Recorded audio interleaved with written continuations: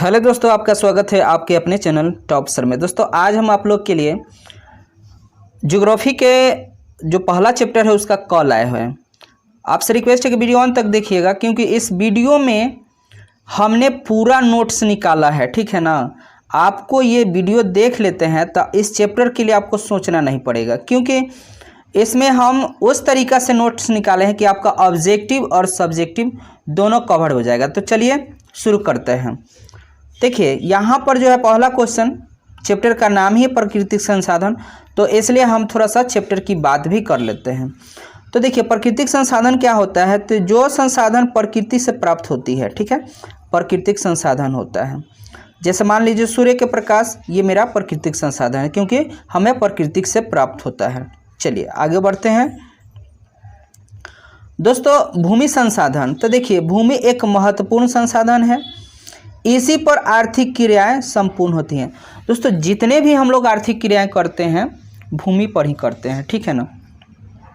चलिए अगला जो है पॉइंट। और दोस्तों यहाँ पर देखिएगा भूमि संसाधन के कई रूप होते हैं। यहाँ पर 100% में बात करा जाए तो यहाँ पर पठार जो है 27% है, मैदान जो है 43% है, और पर्वतीय क्षेत्र जो है 30% है, ठीक है ना। चलिए आगे बढ़ें दोस्तों। मृदा, अगर मृदा के डिफिनेशन की बात किया जाए तो क्या है, तो देखिए पृथ्वी की सबसे ऊपरी पतली परत मृदा कहलाती है, मिट्टी कहलाती है, समझे। चलिए आगे बढ़ें दोस्तों। मृदा का निर्माण कैसे होता है, तो देखिए मृदा का निर्माण जो है चट्टानों के टूटने फूटने तथा मौलिक रासायनिक और जैविक परिवर्तन से मृदा का निर्माण होता है, ठीक है ना। आपको मुझे उम्मीद है कि आप लोग बात को समझ रहे होंगे, ठीक है। चलिए आगे बढ़ें दोस्तों। एक बात यहाँ आता है, मृदा का अध्ययन क्या कहलाता है, मतलब मिट्टी का अध्ययन क्या कहलाता है, तो मृदा का अध्ययन जो है पेडोलॉजी कहलाता है। और दोस्तों इसका पीएच मान जो है 7 होता है, मिट्टी का पीएच मान 7 होता है, ठीक है। चलिए अगला जो क्वेश्चन है, जलोढ़ मिट्टी, तो देखिए वे मिट्टी जो बहते हुए जल के साथ इसमें आके जमा हो जाता होगा, कहीं पे जमा हो जाता होगा बहते हुए जल के नीचे, तो उसको हम लोग जलोढ़ मिट्टी बोलते हैं, ठीक है। चलिए अगला जो क्वेश्चन है दोस्तों, आयु के आधार पर जलोढ़ मिट्टी को ना 2 भागों में बांट दिया गया है। पहला जो है बांगर है, तो बांगर मिट्टी किसको बोलते हैं, तो पुराने जलोढ़ मिट्टी को बांगर मिट्टी कहा जाता है। और दूसरा का भाग है इसका खादर, तो नए जलोढ़ मिट्टी को खादर कहा जाता है, ठीक है ना। चलिए आगे बढ़िए दोस्तों। दियारा भूमि किसको कहा जाता है, तो उत्तर बिहार में बालू प्रधान जलोढ़ को दियारा भूमि कहा जाता है। कौन, दियारा समझते हैं, दियर वाला भूमि जहाँ पर बालुई क्षेत्र होता है वो दियारा भूमि कहलाता है, ठीक है। चलिए आगे बढ़िए। काली मृदा क्या होता है, तो इस मिट्टी का रंग जो है काली मृदा यानी काली मिट्टी का रंग जो है काली है, इसलिए इसे काली कपास मृदा या रेगुर मिट्टी के भी नाम से जाना जाता है। ये दोस्तों ज़्यादा से देखा जाता है ना गुजरात साइड में, उस एरिया में ये मिट्टी ज़्यादा पाए जाते हैं, उधर कपास की खेती बहुत ज़्यादा होती है, ठीक है। चलिए आगे बढ़ें। लाल एवं पीली मृदा, तो इस पठार हिस्से मिट्टी के विकास प्रादीप, मतलब इस मिट्टी का जो है विकास पठारीय हिस्से में होता है। प्रादीपीय क्षेत्र के पूर्वी एवं दक्षिणी रवादार चट्टान 100 सेंटीमीटर से कम वर्षा वाले क्षेत्र में हुआ है। इसमें लोहांश की मात्रा अधिक होती है, कहने का मतलब इसमें लोहा की मात्रा अधिक होती है, इसलिए ये लाल भी दिखाई देता है, ठीक है। चलिए अगला जो क्वेश्चन है, लेटेराइट मृदा। दोस्तों लेटेराइट शब्द की उत्पत्ति जो है ग्रीक भाषा लेटर से हुई है, जिसका अर्थ होता है ईंट।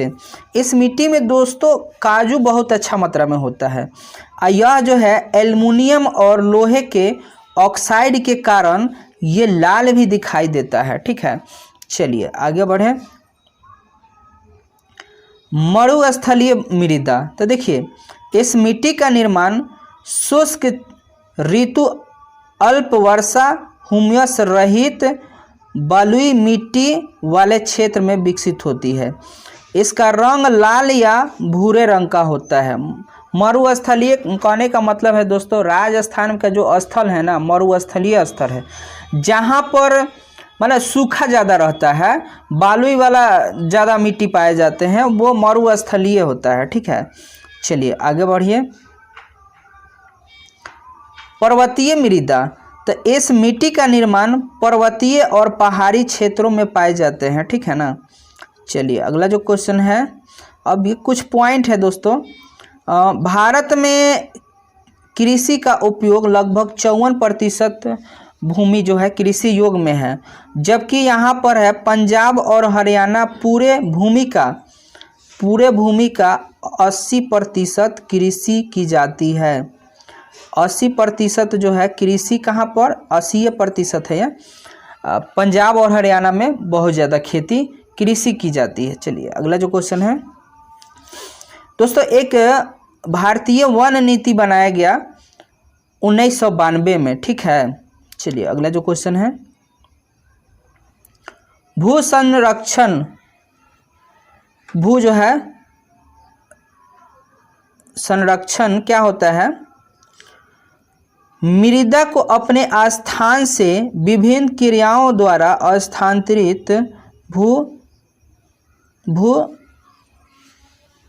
अक्षरण कहा जाता है। भू अक्षरण, देखिए भू अक्षरण में आप समझिएगा क्या होता है। यहाँ पर जैसे किसी भी कारण से यहाँ पर मृदा है, हवा के माध्यम से दूसरे जगह जा रहा है, या जल के बहाव के कारण दूसरे जगह जा रहा है, ये जो होता है ना भू अक्षरण कहलाता है। यहाँ पर क्वेश्चन जो है, भू अक्षरण किसको कहा जाता है? तो मृदा को अपने स्थान से विभिन्न क्रियाओं के द्वारा स्थानांतरित भू अक्षरण कहलाता है। ठीक है, चलिए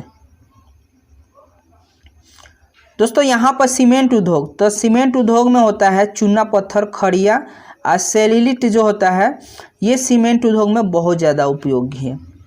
चलिए आगे बढ़ते हैं।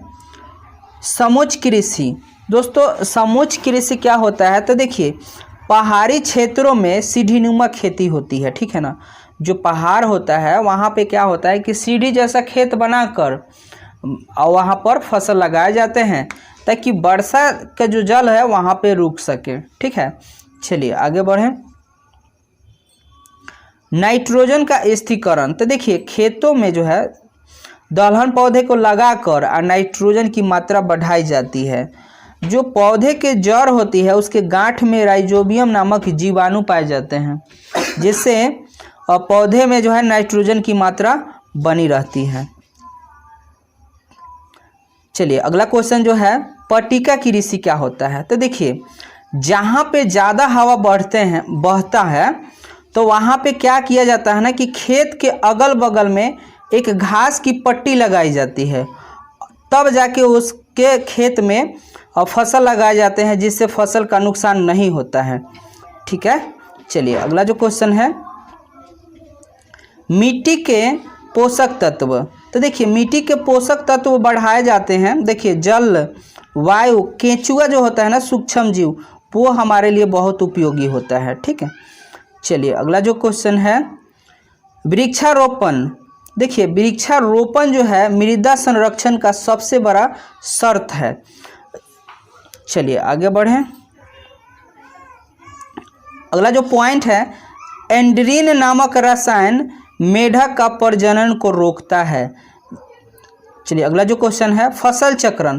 तो एक ही भूमि पर अदल बदल कर फसल बोना, देखते हैं ना आप गांव देहात में क्या होता है कि एक ही भूमि है, उसी पर लगातार कभी ये फसल, कहने का मतलब कभी गेहूं हुआ तो कभी उस पर धान लगा दिए, कभी मक्का लगा दिए, मतलब अदल बदल के उस भूमि पर खेती करना क्या फसल चक्रण कहलाएगा। ठीक।